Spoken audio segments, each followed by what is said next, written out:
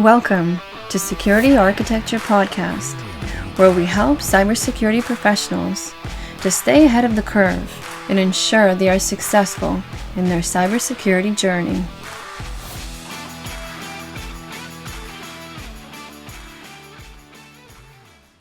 Hi, I'm Evgeny.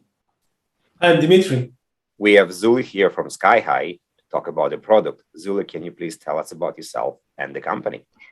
Sure. Hi, everybody. Great to be here. My name is Zuly Gonzalez. I am Director of Product Management at Skyhigh Security. I manage remote browser isolation, which is what we're here to talk about, as well as Firewall-as-a-Service and digital experience monitoring.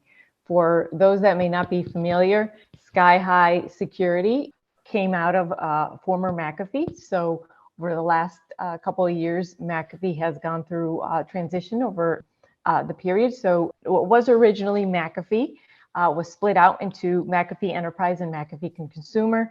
The McAfee Enterprise division was merged with FireEye, and then later we split up again between the FireEye and what was the McAfee XDR portion became one side of the house.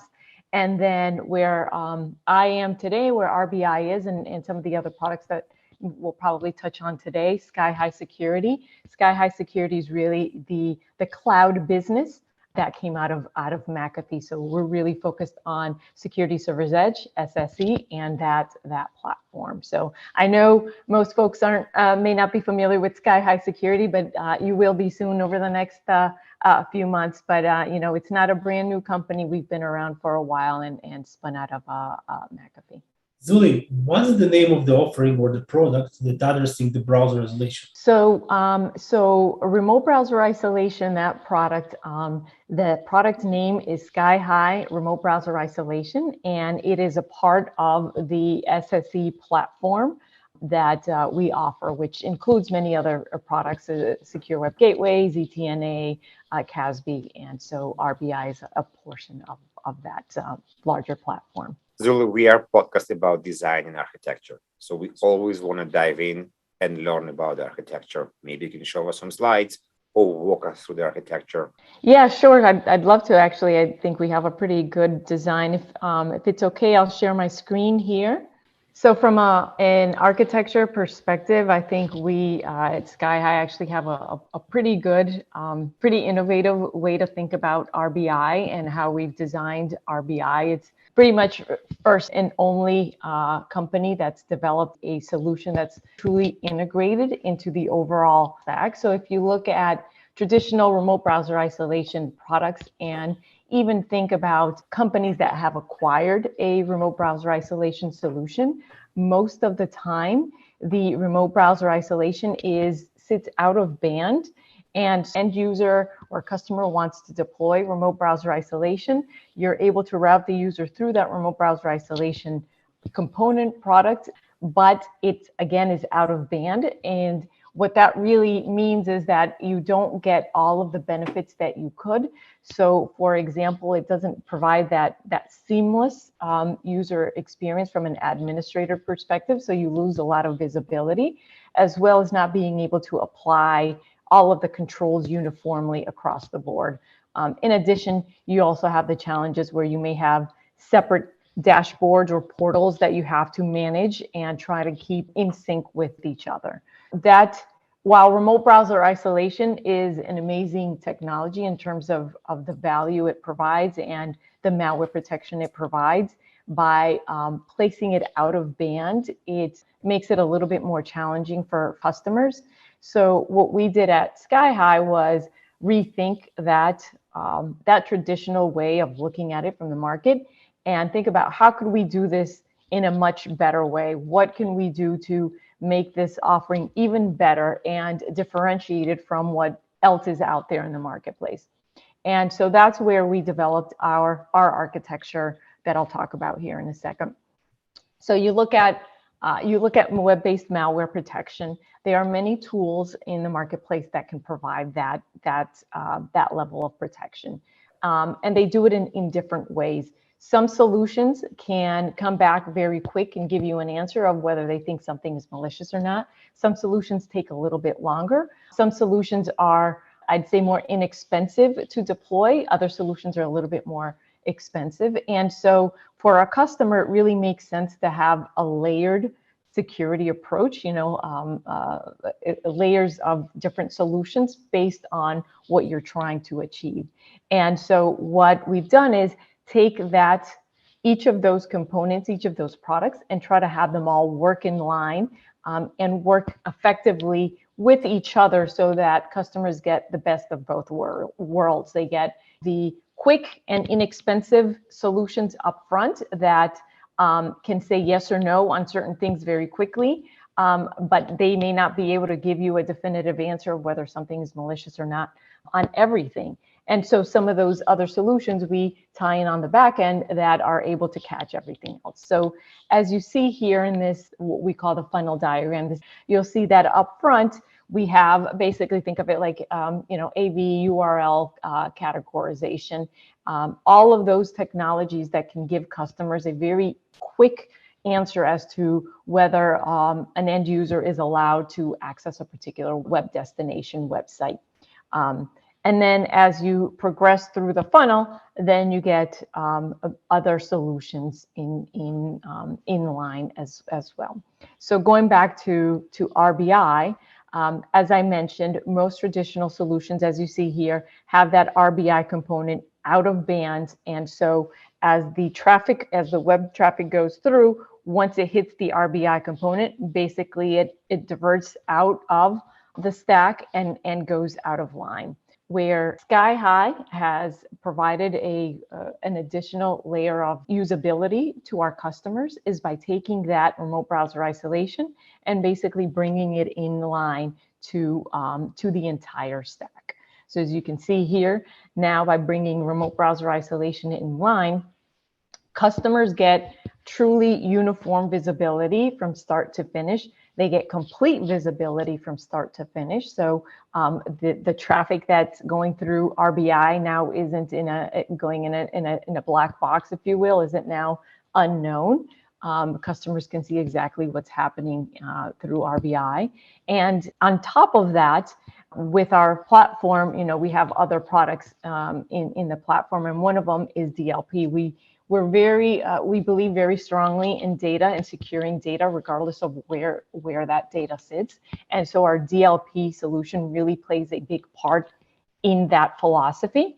And again, going back to remote browser isolation, that remote browser isolation traffic, any traffic that's going through the isolated session, again, gets the benefit of all of our DLP controls and solutions, capabilities that we offer. Whereas if that traffic were out of band, that would not be possible. Another differentiator when talking about our architecture is the concept that we launched where we provide risky web isolation as well as full isolation. Now, if you look at the marketplace, the concept of isolating only risky sites or a select number of sites it's not new, it's not innovative in itself. But what is new and innovative is the way that we went about approaching that concept. So we offer customers two options: the risky web version as well as the full isolation version. The risky web version, as you can imagine, is a version that allows customers to isolate what we would consider to be risky websites based on all the analysis that we've done on the back end. If we deem it to be risky, then automatically that traffic gets routed through our remote browser isolation and users are protected. The very cool and innovative piece of that is that we offer that risky web isolation at no cost to our customers. So that is included as part of the SSE subscription at no cost again. So all of our customers get risky web isolation for free as long as they have that, that subscription. And then on top of that, then we offer the full isolation version. And with full isolation, as you can imagine, That allows customers, it gives customers a little bit more flexibility and granularity in terms of the policies that they're able to set. It gives them full control as to what websites, what web pages they want to isolate. So it doesn't have to be just risky websites. It could be anything that they want to isolate. And so that then is an add-on to customer subscription. That would be an add-on at an additional price. But again, the risky web, free of charge, included with every single subscription. I'm wondering, for all this, and there's a lot of different security controls here, how do we actually route the traffic from the end user, from the office towards your cloud? And maybe you can also talk about the cloud, because we do understand that you want to be close to your cloud POP. We don't want to go all the way to Europe if you want to browse something in Europe. Mm-hmm. Yeah, that's a great point. So in terms of connecting, we have various ways of connecting to our cloud. The most common approach is to use an agent proxy client on the endpoint that takes the user's traffic and routes it to our cloud. In terms of our cloud, our infrastructure is very reliable. It's pretty expansive. We offer global coverage, as you can imagine, for all of our customers. We're, is a big company with a lot of customers, global customers. So we provide coverage across the globe. We have RBI servers, regions throughout the globe. And the way that we approach it is when a user goes to connect to, and this applies not just to RBI, but to our proxies as well as our secure web gateway. When a user's going to connect, we look to see where they're located, where their physical location is, and then route them automatically to the closest cloud server to them. And that allows them to get the best performance possible. In addition, it provides that localization as well, so that users see language that's appropriate and everything else. Certain websites, for example, news sites, will show different things based on your region, your location. And so all of that localization is kept because we route users to the closest region. Zuly, can I use the solution to isolate internal web-based resources? And can you support legacy applications with your remote browser isolation, such as the Explorer 8 or 9? So with our RBI solution, it's designed to isolate anything that's web-based. So anything in your browser can be isolated. So with that, with our integration, like with our ZTNA integration, if a customer allows for the traffic to be routed internally within their organization, within their corporate network, that we can easily isolate any internal resources, web-based resources that the customer may want isolated. No problem at all. With respect to legacy applications, things that may be running on IE, we don't support IE. Our backend browser is based on Chromium. So anything that's Chromium-based would work flawlessly, but we don't support legacy IE. And speaking to customers, that used to be a bigger issue, but over the last couple of years, I don't hear that request anymore. Actually, haven't. What about Firefox, Opera, and everything else? So I guess I should make the distinction between client-side browser and remote server browser. So when it comes to the client-side browser, we support any browser. So, your Firefox, your Chrome, Edge, Opera, all those browsers are supported. When I was speaking earlier about supporting legacy applications, I was really talking about the server-side browser.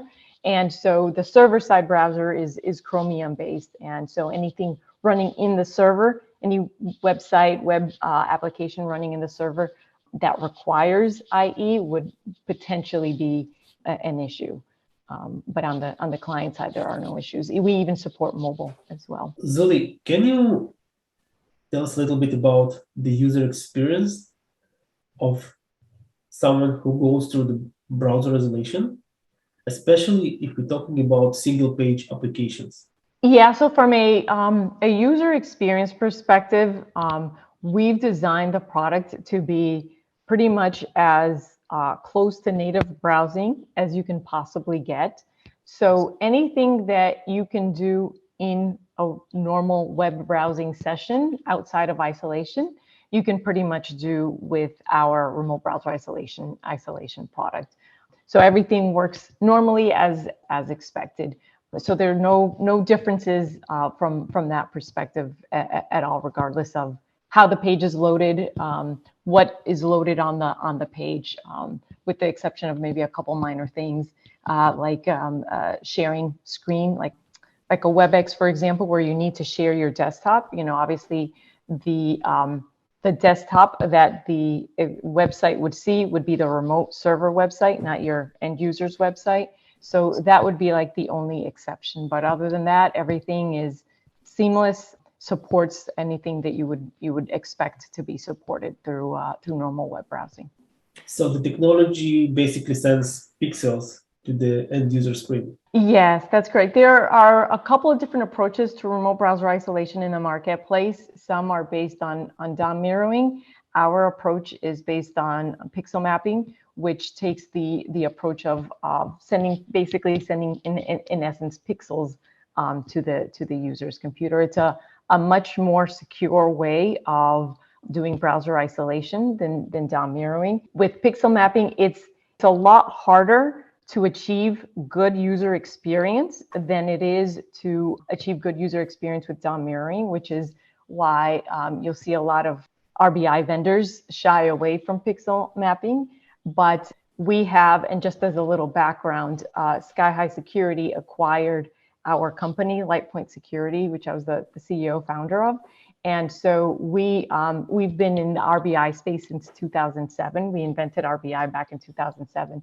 And so we have, over the years, been able to fine-tune our products and our technology and improve user experience, improve efficiency to the point where our technology based on pixel mapping offers not only high security, much higher than DOM mirroring, but also provides an equal user experience performance to DOM mirroring. How would you define the latency of such technology? It's hard to say, in terms of, it's not really something you can define in terms of a number. It's more of what the user sees at the end of the day, how the user feels when they're browsing. And so we compare it to what a normal user would experience. So maybe the numbers per se are more noticeable for a machine, but from a user's perspective, it's the same. We don't have a set, hey, this is a number, this is how we measure performance. It's really based on the user interaction and interactivity with the product. In the world where pretty much we're working from home, from anywhere, and a lot of the companies trying to go towards the zero trust, we want to be aligned to know who you are, not just from where you're coming. And I'm guessing your technology can work with user single sign-on and IAM providers. Can you describe and tell us how you actually connect and authenticate people to make sure you align the policy towards a correct person? I guess it depends on what you're talking about in terms of single sign-on. If you're referring to single sign-on in terms of me as a user, I'm going to connect to, say, Office 365 and use single sign-on. That works flawlessly. Again, it works as expected, no problems. Everything happens as it should natively. If the question is more along the lines of the end user authenticating itself or him or herself to our cloud to determine that the user is allowed to use our product, from that perspective, we use our own authentication mechanism. I had mentioned earlier the agents in the client proxy. We use that to authenticate the user. Again, going back to the company as kind of our philosophy, we have several different products. And so we want to make it easier for our customers to deploy our solutions. And so we have one agent that can be used to authenticate regardless of which of our products they're deploying. So this agent will work with Okta, Azure, or whatever the provider you have to do the authentication, correct? I'm not particularly sure about how the agent works. Can we use our own authentication mechanism to verify that the user is allowed to use the product? Makes sense.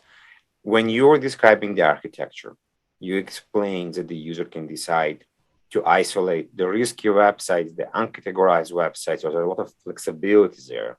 And I'm wondering here, what is your recommendation? What you guys recommend to people to isolate? Because I don't think the clients will know exactly what to do. They're looking for guidance. Actually, it's a really good question that I don't get asked a lot, but I'm glad you did because it does make it easy for customers. From our perspective, a recommendation is always, if it's a known safe site, there's no need to isolate it. So for example, business web-based applications, so things like your Salesforce, Jira, even Office 365, those types of sites that you're trusting, there's no need to isolate those websites. Additionally, other very trusted sites, for example, your bank site, if you're logging into like a bank site or your credit card website, things like that are, again, very trusted, no need to isolate them. On the other side, obviously, uncategorized sites are a great candidate for isolation. We always recommend that our customers isolate uncategorized sites, as well as sites that may have a medium risk category tied to them. Those would be good to isolate. And then there's that other group of sites where they're most likely trusted and most likely you won't have any problems. But again, because of the nature of web browsing, because of the nature of the web, could eventually lead to a malware infection. So an example of what I'm talking about is, for example, say CNN.com. CNN is a safe, trusted site. They're not intentionally going to infect you with malware. It's bad for business for them. So you can potentially trust the site, expect that it's going to be a safe site, but they do have ads on CNN as an example.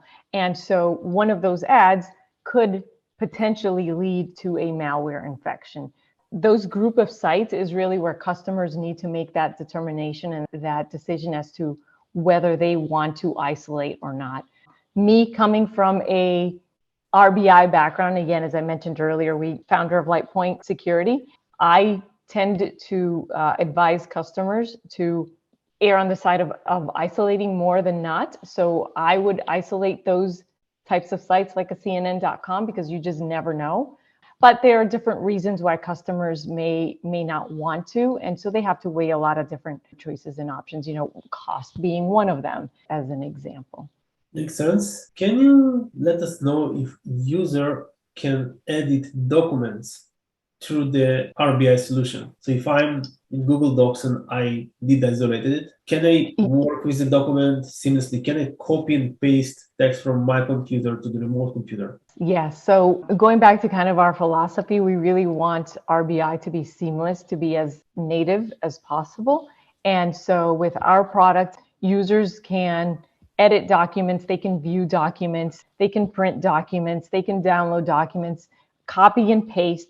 So anything that you would be able to do in your native browser when it comes to interacting with a Word document, a PowerPoint, anything in your browser, you can do that through our product. So all of those capabilities, all of that functionality is available to end users. They can do it. That said, we have within our product a lot of policies and rules that we allow our customers to set.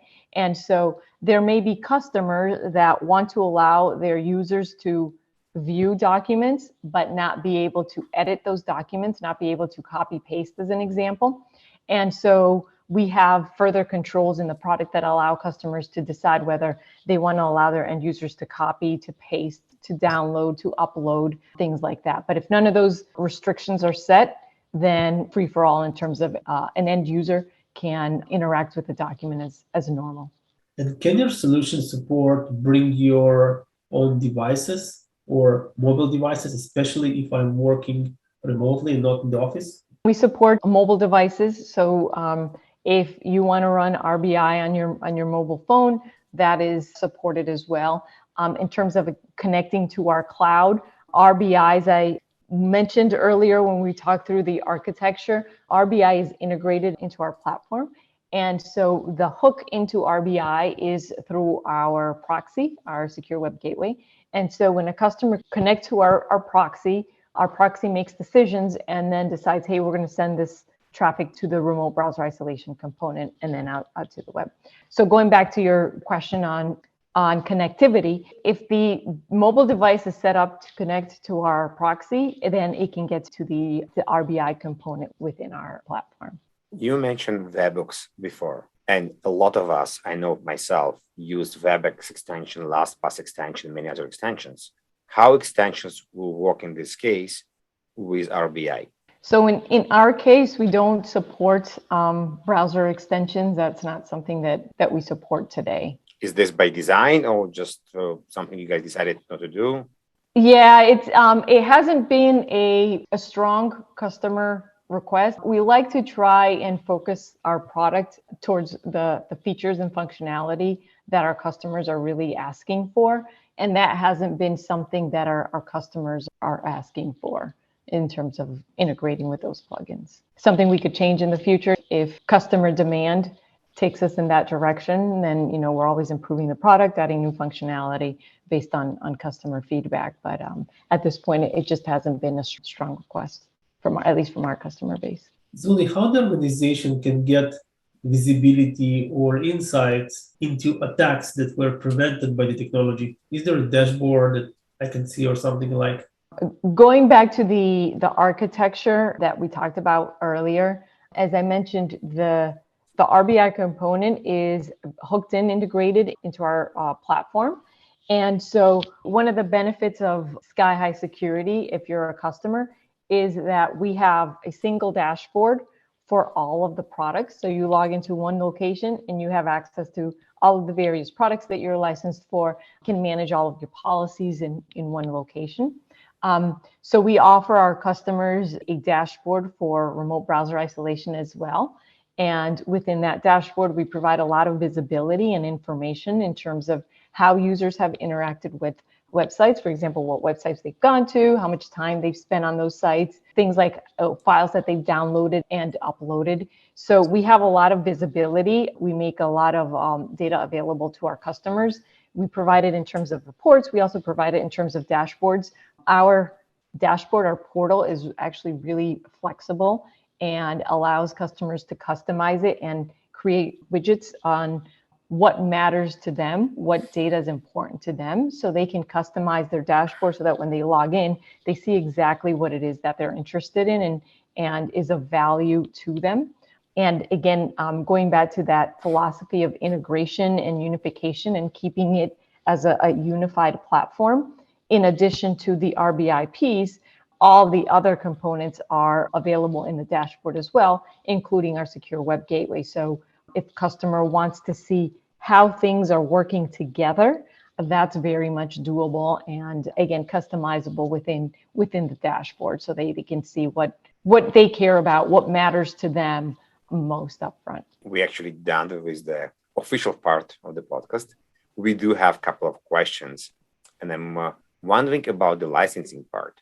You mentioned during the presentation about the free part.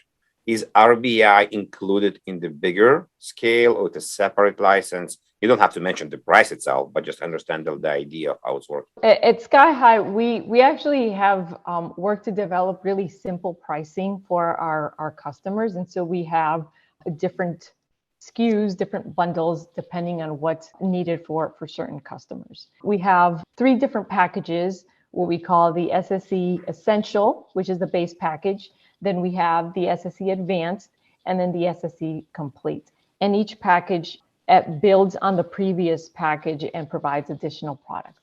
I mentioned we have 2 versions of RBI, Risky Web and the Full Isolation. So Risky Web is included at no cost with all of those bundles. So regardless of which product SKU you purchase, you're going to have Risky Web included at no cost to you. And then the Full Isolation is an add-on. So if you purchase one of these SKUs, any one of our products, then you can also add on the Full Isolation as an additional capability to your offering to add additional value, additional security. Zuly, thank you very much. It was a pleasure. We learned a lot, and I hope people that are listening and watching will learn a lot as well. Thank you. Thank you guys. Thank you guys for having us. I've enjoyed the conversation and hope hope folks have learned a little bit about our product offering, how we're differentiated, and if anybody has any questions, please do reach out to us. Thank you, Zuly. Please remember to subscribe to our podcast and join us for our next episode.